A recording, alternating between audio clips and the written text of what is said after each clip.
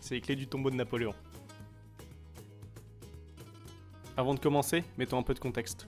Bon, on connaît tous Napoléon, c'est lui, là, sur le cheval. Eh bien, après son décès en 1821 sur l'île de Sainte-Hélène à Longwood, maladie, empoisonnement médical ou à l'arsenic, vous pouvez choisir, chacun sa team.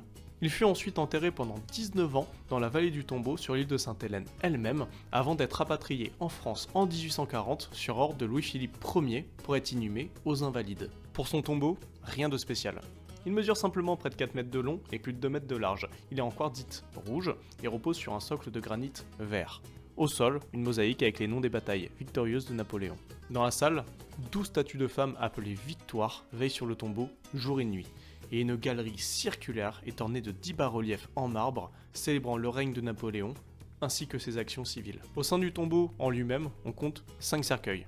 Le premier en fer blanc, le second en bois d'acajou, les deux suivants en plomb et le dernier en bois d'ébène. On reste simple quoi. Pour ouvrir cette véritable poupée russe, on compte un total de 5 clés qui sont rangées dans une boîte en bois et confiées depuis 1840 au gouverneur des Invalides. D'ailleurs, une radiographie récente de cette boîte scellée depuis plus de 180 ans a été révélée par le musée de l'armée. Elle nous montre une contenance de 5 clés.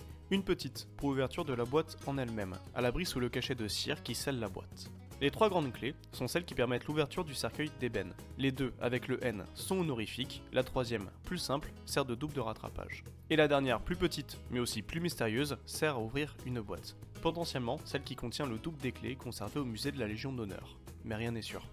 Il me reste donc plus qu'à vous souhaiter une bonne enquête.